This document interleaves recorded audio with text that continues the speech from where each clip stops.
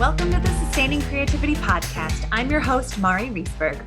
Over the past several years, I've combined my degrees in acting and somatic psychology to share my sustaining creativity techniques with performers. And now I've decided to share it with a bigger audience that includes you.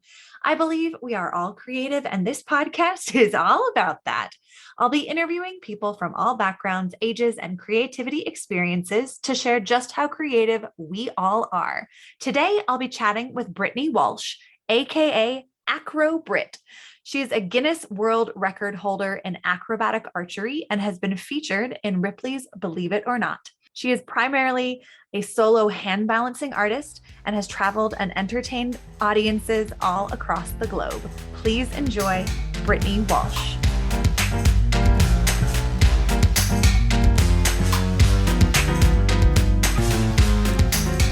Welcome to the Sustaining Creativity Podcast. Today, I am here with Brittany Walsh. She is a professional acrobat, performer, and a Guinness World Record holder in acrobatic archery. Welcome to the podcast. Thank you. Thank you so much for having me. You are so welcome. I'm super excited to chat with you. And just to let listeners know, Brittany and I both at very different times did acrobatic, trapeze, etc. at the same trapeze school in Portland, Oregon. So that's how we connected, and I'm super excited to hear kind of the next wave of performers and acrobats. And so super excited to have you here. Thank you. Thanks so much. Well, before we dive in to talk about creativity, why don't you share a little bit more about who you are and what you do? Yeah, like mentioned, my name is Brittany, and I'm currently living in Portland. I've lived in this area, up in this corner of the country for most of my life. It was 2003, I think I took my first aerial class, trapeze class at Do Jump up here in Portland. So, many years ago, and fell in love then and kind of got swept away in the circus. And since then, I've kind of formed myself into an acrobat of all sorts of disciplines, but my primary focus these days is hand balancing and contortion, as well as foot archery, which is what I hold my Guinness World Record in. I spend my time traveling around the world, performing for all types of shows and events, different audiences. And yeah, that's my main line of work these days. I love it. How did you get into hand balancing? Because that, I feel, is such a niche section of the circus skills. Yeah, it was actually at Do Jump at the Echo Theater here in Portland. And I don't know if you know Kelly, right? But she pulled out, there's these things called handstand canes, and it's basically two blocks on top of steel poles. And I think someone had left them in the theater there, who knows when, but she pulled them out and just told me to try a handstand on them. And it was one of those like love at first sight or love at first handstand. I think coming from a gymnastics background, I've kind of always been a fan of being upside down, climbing on things. And that's what really got me into handstands back then. And I discovered, all these cool different shapes I could make while balancing on my hands, and discovered, I could get into one arm handstands and contortion handstands and all sorts of different things. And yeah, I just really felt pulled towards hand balancing more than anything else when it came to circus. Nice. I love that. I love how kind of, spontaneous it was. Like, here's this tool, try it. Yeah.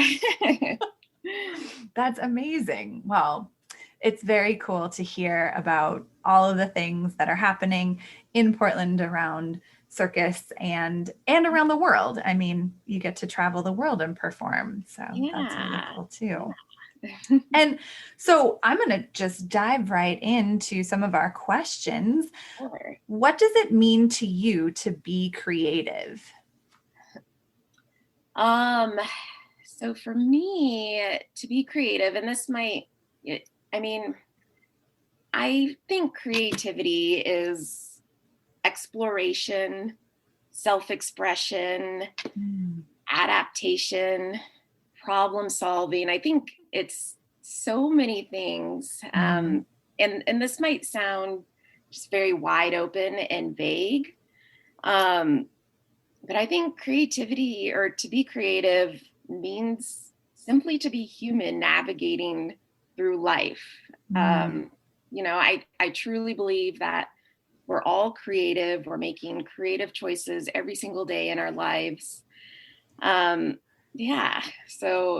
that might kind of sound like a very big open answer, but really, I think we're all creative, and there's creativity around us all the time. Yeah, I 100% agree. And so our listeners have heard that before from me, but I really appreciate hearing it again and other perspective. I like kind of the list that you have that goes into being creative, because I think there are so many more aspects of creativity than we really know or even understand. Yeah, most definitely. And I think, I started to think of creativity in this like kind of broader idea when my husband and I were first starting to get to know one another. And he's an auto mechanic. Has that very kind of mechanical mind, and he's great with his hands and can fix anything. And he always told me, he's like, oh, I'm not creative at all, and you're the creative one between us. And I just totally didn't believe that with him. I'm like, no, he is so great. He's my little problem solver. I come to him with any problem. I'm like, especially when it comes to my circus props, he's very helpful with that kind of stuff. And I bring this idea to him, and he's so great at just bringing it to life and making it to happen. And he comes up with, the most creative solutions for these things all the time. So, It's so funny that for you see that as like so much creativity, but for him do you think it just feels like, oh, it's just part of like being in a relationship and helping someone out, or this is more of the mechanical mind world? Yeah. That's how he definitely sees it. He's always been kind of the fixer. With things around the house, or I need, something hung up in the house. Like you see this big mirror behind me on the wall, and I didn't know how to put this thing up. It's so heavy. It's like a big studio dance mirror. And he figured out a great solution for putting it up so that, we're not just ripping the wall off. So he's super wonderful with things like that. And I absolutely admire him for that, because my brain just doesn't always think in that way. And I love to hear his ideas and his solutions to things. Yeah. Hearing you talk about it, it just really makes me think of how many different variants there are to creativity. And like how awesome is that? Absolutely. And when you come up against challenges in, I don't know, maybe learning a new routine or a new move or practicing something, how do you face creative challenges in your life? For me, when it comes to creative challenges, I often have to just try to take a step back. And it's kind of one of those, take a step back and then take 2 steps forwards. A lot of the time I have to simplify things or break them down into smaller pieces, smaller, more digestible pieces, because I think sometimes, especially when I hit those roadblocks or creative challenges, I just start overthinking things, making them, way more complex than they need to be. And there really is so much beauty in simplicity. And yeah, trying to, make something simpler can actually help open up the opportunities for yourself there. Yeah. Is there a way that you've made things harder than they need to be? Yeah, that happens to me every once in a while when I'm developing like choreography for an act. And, I think like, oh, this act must be like the most amazing thing, better than any other work I've ever created in my life. And I think I need to throw in all my hardest tricks, or I need to have all these like really elaborate moves in it. And then it just like gets overwhelming, or I get stuck because then I hit this point where I'm just not satisfied with anything I'm doing. And so, kind of taking that break or taking a step back and, maybe and sometimes I'll just like, tell myself, okay, I don't need to do that really hard move. The audience is not going to really know the difference between the skill level there. And I can take this simpler move, but maybe turn it into something that is still really beautiful and meaningful in this whole actor piece I'm creating. I love hearing the process of it too, like the experience. I think that that's something that people who don't see themselves as creative, hearing someone else's creative process, I think can help them see or recognize where they go through that same process in their own life. Absolutely. And sometimes too, like along those lines of simplifying things and taking that step back, when I do that, I also have to, think about what the end goal actually is, like what I'm working towards, and, how important is this like little thing I'm stressing over. Right. And same thing with group choreography as well. It's not just for my own self, but when I've like made group choreography before, sometimes I want to make things really complex, and in the end it doesn't necessarily make it a better or stronger piece. And so it's a great reminder too, because I think sometimes in any line of work or expression or experience, we make things harder than they need to be. And how do you think you learned to edit or simplify things for yourself?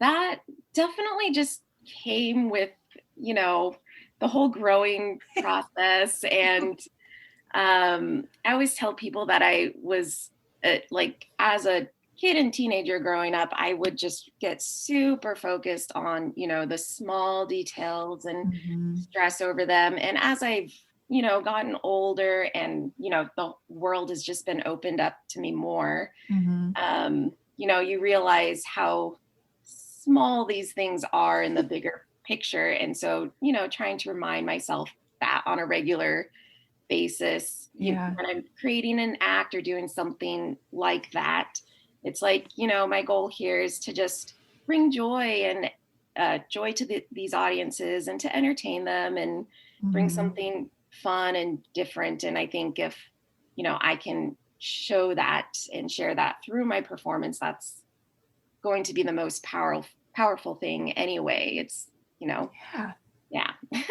I like it. Yeah, I think that's great. And I think really helpful for people to recognize, right, performers are still humans. We go through the same challenges as everyone else. Yeah, most definitely. Yeah. Well, you mentioned being a kid and a teenager, and I'm really curious, what is your earliest memory of being creative? I actually have a lot of memories in my early childhood of doing creative things. My mom, she was a preschool teacher in my early years. Okay. And so, she was so great about always having all the different arts and crafts to do around the home. And what I loved about a lot of that stuff that we did, she would be very resourceful about, you know, the materials we would use. Like we would go outside and I would collect leaves during the fall time and crunch them up and put glue on a paper and like make a design with the leaves on the paper, and you know, just kind of using surroundings or what was available to me to create things and make art. I also loved drawing. Like I drew a ton as a kid. And like I said, I also just, you know, would use my surroundings to be creative. I was very imaginative. I love to like place myself in these magical worlds. I would turn the furniture and everything around me into castles or, you know, like a big dense forest with creatures and things crawling around. And I was that kid that was like always like in my own little world and having conversations with my toys and playing out stories I would make up. I love it. Yeah, all of the really creative things that we do as kids. And then as we get older, where does that go? But it sounds like some of the magical places, this is total assumption on my part, but I imagine you bring some of that into your performing as well. Yeah, absolutely. And, you know, it's funny because, I feel like I was super creative as a kid, but I think somewhere along the way, like as I became more like a teenager and was going through high school, I felt like I needed, you know, to fit more into this idea of what was normal or what I should be doing. Basically fit more into this box. And I kind of dropped a lot of that, you know, creative energy I had. I wasn't making art or, you know, letting my imagination just go wild. So I think that's, you know, one of the reasons I just like, when I found the circus, I was just in love, like my heart just opened up and I felt like I had found my home again. So, yeah. I love hearing that because Echo Theater was my home. Yeah. And such an amazing place. So absolutely. I am forever grateful for that community, those people. Yeah. I agree with you on that. It's an amazing community. And yes, I think everyone should go take a trapeze class or an acrobatic class. I agree. Yeah. Well, speaking of community, how does your community impact or influence your creativity? Oh, I find that I am continuously inspired by my community. I feel so lucky to be surrounded by so many amazing humans doing wonderful and also very different things with their lives. You know, I have my circus community, and like last year when the pandemic hit and seeing the ways that all my performer friends adapted to the situation, you know, when all like basically the carpet was pulled out from under us, all of our gigs, shows, foreseeable income was just kind of taken away. It was amazing to see how people kind of jumped up and like found other ways to survive, which I think is, you know, one of the very cool things about creativity. Like we use it to survive and adapt and to continue moving forwards through life. Like a lot of my performer friends, just seeing the virtual kind of stuff they took on last year, creating these episodes, like actual like shows that, you know, they put out every so often of different styles of performance, seeing people create podcasts. I also had a lot of performer friends who are great sewers who took up making masks and other things to sell or just give away. So that was, really cool to see that in my own community last year. Yeah. Nice. Yeah. And I know you have a solo act. You're like a solo performer. Do you feel like that I guess I'm just curious what it's like to be a solo performer versus in a group and how community impacts that. Yeah. There kind of like with anything, there's advantages and advantages to being a solo performer. When it's just you, like you're in charge of your rehearsals and getting everything together. You don't have to coordinate with other people and their schedules and things they have going on in their lives. But at the same time, sometimes being a solo performer can get lonely. So I try when I can, at the very least to train, do my practice around other people. There's a studio here in Portland called the Circus Project that I work with, both teaching as well as performing sometimes. And a lot of my other friends train there. And so it's great to, just at least have other people around you while you're working on your own things, or sometimes, to have them watch your act and give feedback there. Nice. So even though it's a solo performance, there's still, it may not feel that way because you've created that community. Yeah. And, sometimes when I go and perform for an event or show, I am the only artist that gets hired for that show or event. But then there's also lots of other times where, multiple artists are brought in for something. And so it's really cool because a lot of the time you end up bumping into the same people and it feels like a little family reunion every time. Yeah.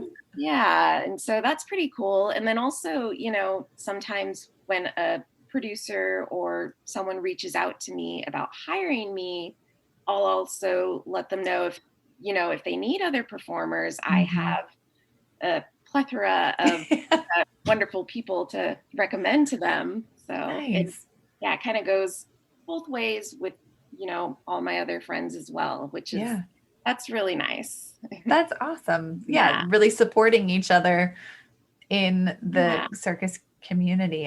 That's so fantastic. So do you have a favorite place that you've ever performed? Yeah. So I'm a big fan of Halloween. I love Halloween. I love all things creepy and weird.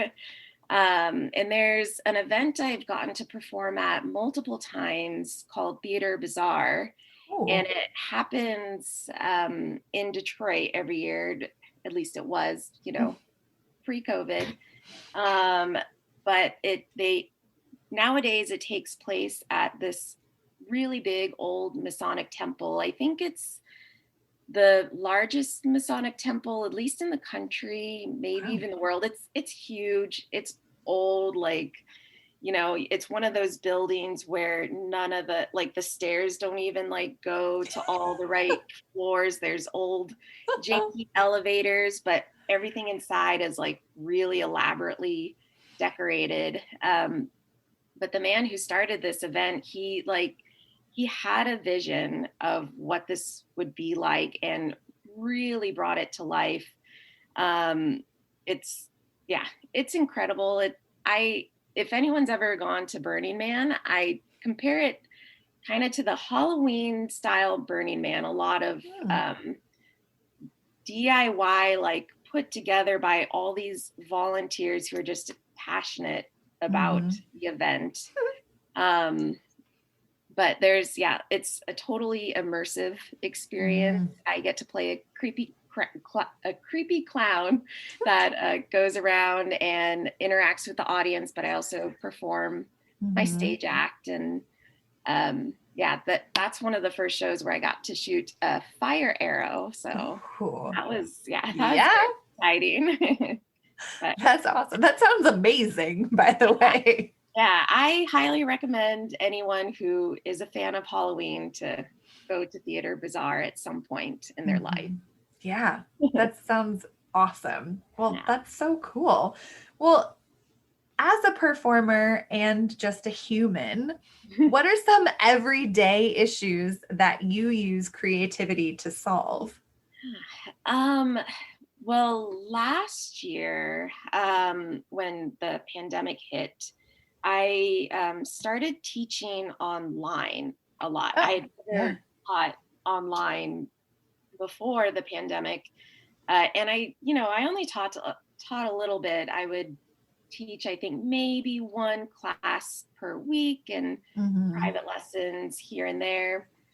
But I was very fortunate and had a lot of people reach out to me about doing one-on-one and private lessons online, which was amazing. I got to connect with all these different people all over the world, living in Mm-hmm. very different time zones. And I think the youngest person I taught was 5 years old. So I was working with kids as well, up Wow. to adult. I even helped kind of create some exercise programs for my mom and her friends who are 65 plus years old.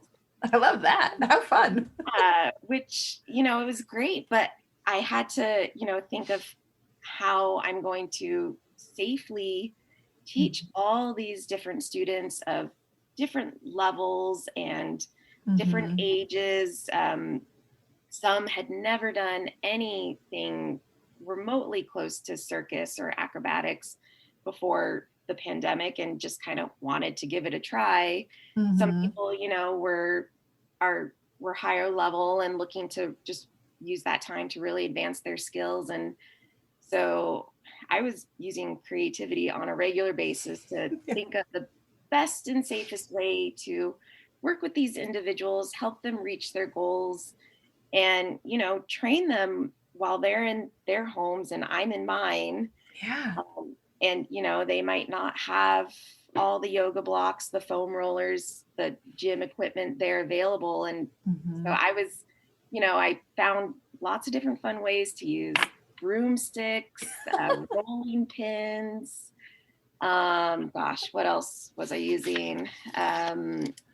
We were using, oh man, canned food, towels, scarves. Like it was actually really fun. And I also, developed like a ton more drills and exercises to help people build stronger foundations for these skills. And I Mm-hmm. think overall just made me a much better teacher had it not been for this opportunity that came up. Yeah.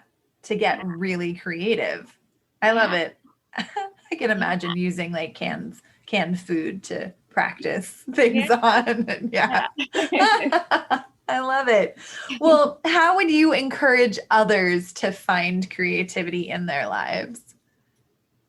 I think I would encourage people to just try to find the extraordinary in the ordinary. Mm, Um, there's I think I've said this at least a couple times already, but there's just so much creativity, so much beauty surrounding us all the time. um I'm always a fan of just going out into nature and taking a mhm, close look at the flowers or looking at the roots of a tree in the mm. ground and just seeing how intricate and amazing these different things are. I have 4 cats at my house and I love just kind of watching them, looking at the patterns of, Mhm, their fur and mhm. just I think the world is so amazing and I feel inspired by all these different things all the time. Yeah. And it you know I I might be easily amused and amazed, but really I do think that everything is extraordinary if you sit down and just kind of think about it. Us Yeah. sitting here and talking to one another in these, being in different places in the country and getting Yeah. to have this conversation, like that's extraordinary and amazing to me. So Yeah. And it really sounds like looking at the world and life with that kind of childlike wonder, or there's like being open and willing to see all the beauty and all of the imagination and giving yourself permission to follow it. I love it. Yeah, exactly. Be curious about things and Good. I love it's all good. And I love the reminders to go look at flowers or tree roots or look at your cat fur pattern. see what you can find. That's like reminds me of like watching clouds and seeing them change. And exactly. Yeah. Oh my goodness. Well, it has been such a treat to chat with you. And I just have one last question. And that's, what does it feel like to you to be creative? What does it feel like? What does it feel like in your body to be creative? To me, it just feels like letting go, letting go of, all expectations, of any judgment, of it. Yeah.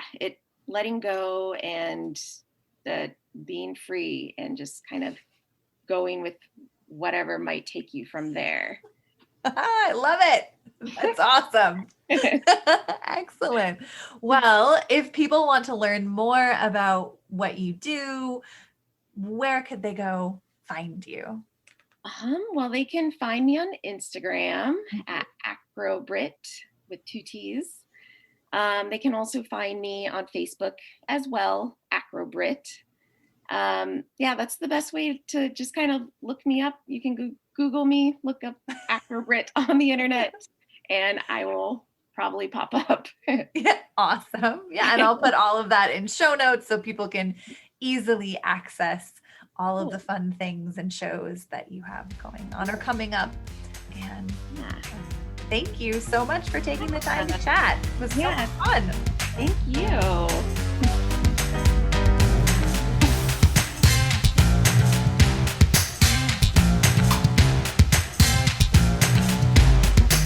Thanks for listening to the Sustaining Creativity Podcast. We'd love to keep in touch, so follow us on Facebook and Instagram. We are at Sustaining Creativity. Make sure to subscribe to the podcast wherever you listen to podcasts. Tag your friends and family so they can listen too. We love to hear from you, so leave your reviews, comments, and questions. Check out our website, sustainingcreativity.com, for upcoming offerings and creativity coaching. Tune in Tuesdays for our next episode. And remember, with creativity, anything's possible.